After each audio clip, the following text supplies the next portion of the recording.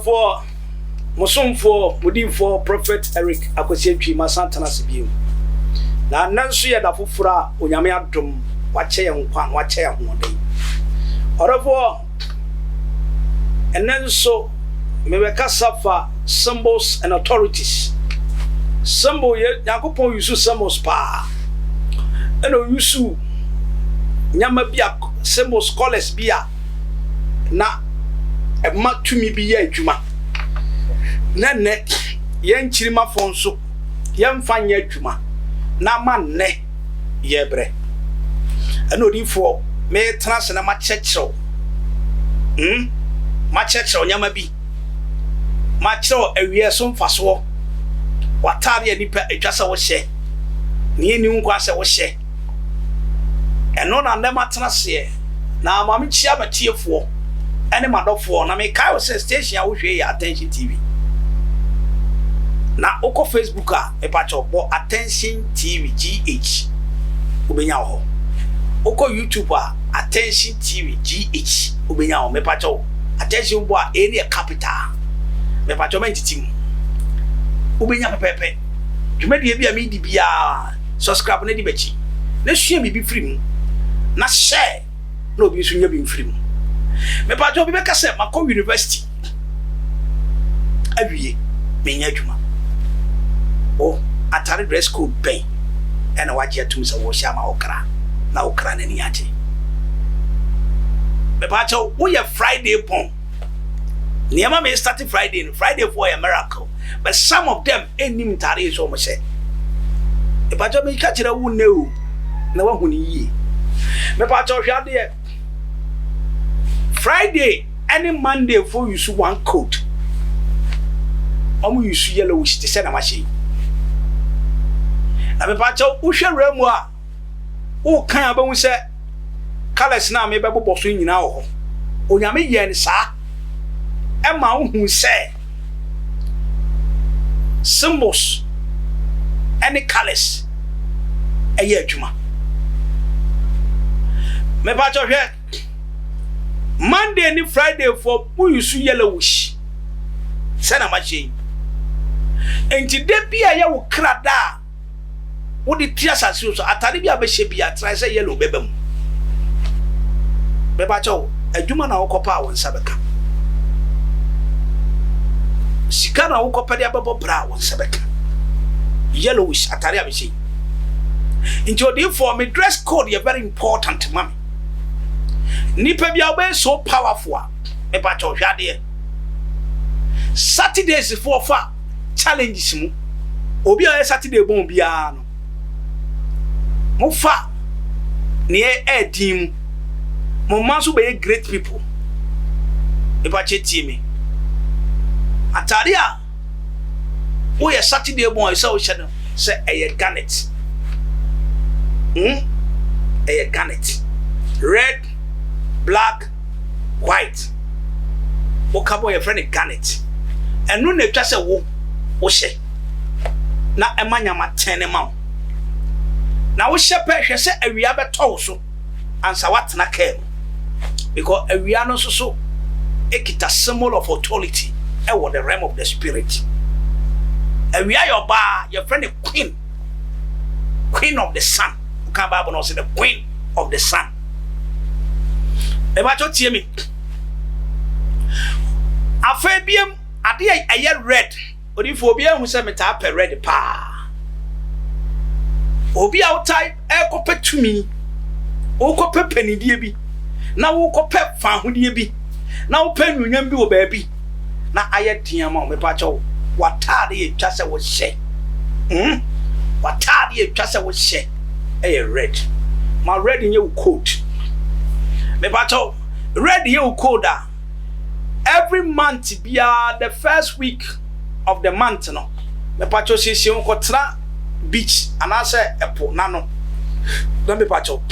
she the fresh air no na your imagination be 10-15 minutes uria no waka the nature of the beauty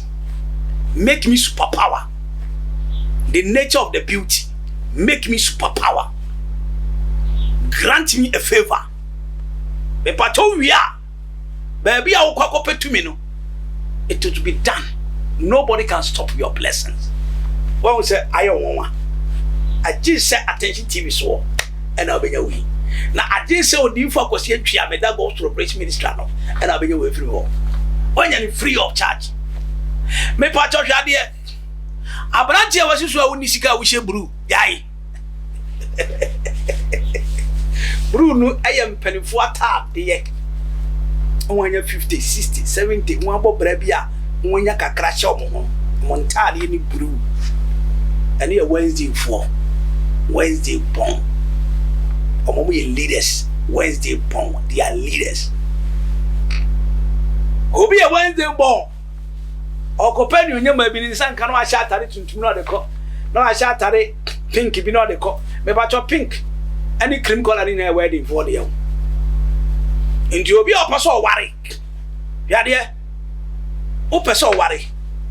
na akɔhye yellow sha ah na bia we Wednesday a me pacho you get it wrong ukɔpɛ djuma ana ukɔpɛ access bia and na make sure say e communicate with red and I garnet na ukɔkɔtena empo 15 minutes no why the nature make me superpower ukwa won sabeka nemo mutie mi onipa bi awu Tuesday tienie me kire wade wi ma wo dress code enye black black and white kakra bi dem ne ma me kire so Tuesday for that day no ye wa hu bi on ba saso so ade omo ni nipa struggle until we Tuesday bon things will struggle you ati bo mu tie bi pa o eno na ma dress code no anya black eno so me pa jo nye di mo ebe ma wo meditation e go to be our person meditation we Tuesday bon munyama koyie no use black now meditate here etimi go through on say enkra edu Tuesday si enkopo so nature sa APF punu mo ne ekọ na eba no ebi hu otension o nti wo kra mu odura Tuesday fo kra e mu ha nti tie me try say mama dress code na black but my white kakra mrem and all call realm of the spirit I see and touch you we superpower tienie obabia we ya Monday bon now person wonya awade ye if I jo tie me we ya Monday bon tina me cast Saturdays and Fridays I work together Mondays me pacho tie we hear what the no me pacho atade atwa se we use your garnet the symbol of authority ma wata na be chene mane garnet me boss wa red black white garnet ana se obema na ya pure white obema on tade shim no garnet ni wa white wo ho white ni wa garnet wo ho Monday bon obi wa ha owo ba kitikiti a no de atade bi a hye na kwada ne yare wa hwe wo ba me pa cho yare a wa ya yenye no wo de atade bi aka na ne kra ne mpe nti uti mi na so wo no Monday a me pa cho mani use garnet so wo no Wednesday a me pa cho mani use atade ye blue so wo no Tuesday me pa cho tie mi and me ka se mani pentade ya black na white dem Saturdays no me pa cho and Fridays we use yellowish sana metie afehwe u kope tumi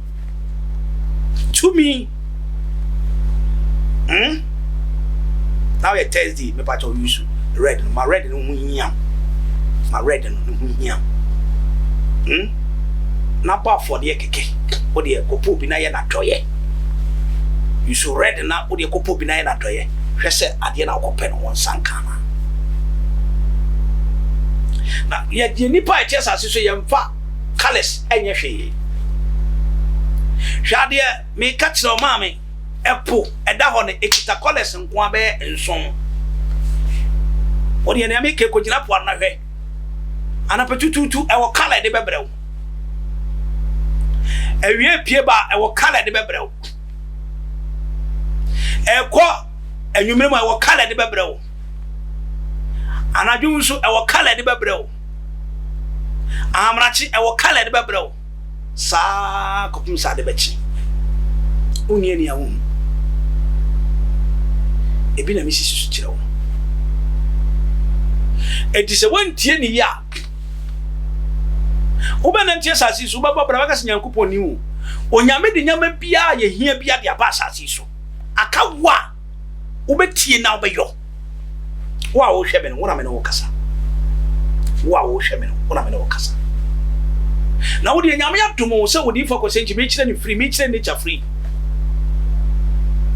hwade obida na nantentan akekere no obeda besoro dem wana umfre ananse camping meeting enfa ma ho me baja ade ni sia na pana patare koko na hye patare koko na hye na be jire be awia pi gina ho saa sarantita ne kisiro onko wani odofo nsam do so na ontese wo subscribe benyanya ma bibiri na wa share odi bell na be wa share na fa osesi so na subscribe ujina na wie ni pie pe me bacho ebere ojana kitanchini wo nsam no atu egu wachi efuru anantentan tumi nchichiru bio e obi wo ha wakosko wie nso papers documents na anantentan nchichiru so na pass sa papers na ebere wie pie ba wa chatale kokko ha wo chatale kokko emfa wo we Monday na Tuesday we Wednesday na Thursday Friday bia chatale kokko no atale kokko no control the whole colors ni na be so powerful na wako ni into the for metima ka say me red fine me ye ade kokko nyina fan ana me colors ni nyina so fan because onyame mama ti ase ana me me pacho me mo bin kan so se twa banchi bia de se fuma banchi baba ase because yankopon prepare dada anya fa sa ko bi se yankopon se urade me pe banchi edi awunim so de bia ni bibia ba sa se so de si fomo a oba maduane aba ase se utie me colors ya orofo onyame be hira wo wa ye okese afa tie me a wo hwe me a wo tie me de ni prophet Eric akosi antwi me da so for your God's Revelation ministry ano ye empaibo e brada e ya anointing service kwasi ada Friday anwumre ye miracle service afa tie me ye kire onyame asem korogye ye nkonkron di ye gi nature edi obo ade nyuma wasase su bia ejidi me say onyame amama be cheche asubontin so etene djuma edi no won se utwam a entuntafi gunso bia mu ensori enka se metobola gunso bia mu me cheche nyama obehu no wahu ni yi na me ba cho attention tv ye atu akoma se ye ne ma amene mu e wo suedu achi muzano ye kohwe o makunafo nyina dwumadia odifo crusade kase a me ba be ye no eye se me behwe kunafo memu wadidi no asere nti wonso bra be ka me ho ye ntwen sa afi nso ansa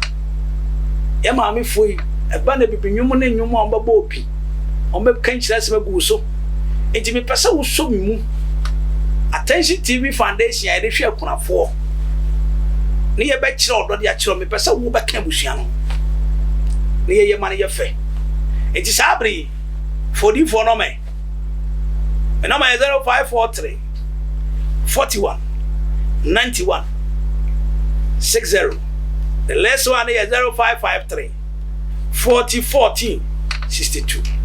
Out of all, come on, I am mad you made the inquiry. Ushe we are from Obi Man and so she. Na unyami be shirao. Michio bibia, be papa je kum. Unyami shirao. Emma Doris, unyami shirao. onyame yam kese mi papa Kofi Edu nyame hyira wo onyame yam kese ye de attention TV aba amamo obi bia mentime ma odin onyame hyira obi bia no yam kese na ye de ne se ye be kyerɛkyerɛ nature na ye to nsane ne akunafo akabo awurade se o mo bibia ono so hwokwa ye ma esede wo de ba ye kɔ ne akotwa ye bɛbɔ wudin sɛ wo pɛsɛ bɛbɔ wudin so dia wa zo di fo we de me pɛsɛ wo bɛbɔ midin bɛti ase na mo nya bɛ kan ho ade a wo papa yo ye man kata so ye nim sɛ Bible sɛ we ya memo we hu na wadie wo ya de fɛfɛ sie ma wiase hu sa pa o kan obi sɛ wo pɛ ne sa ye mo wudi ko bi wo pɛsɛ ya de kro bi hu sɛ no na we bɛkɔ so ama ya bɔ paye e de ama wo ame ba twetwe program yi ba so ame bɛ ya ye be start enu ye be chesu mun some deep enu ye be chase 12 midnight enti fatu utrim say ye kasa wo ye be start pe enu ye be screaming live na ba be hwebi na so wa kire wa dwen na bia bibi ha obenya no yie e wo ho awurade ya wo kase ye be ko so ahia da sene be da se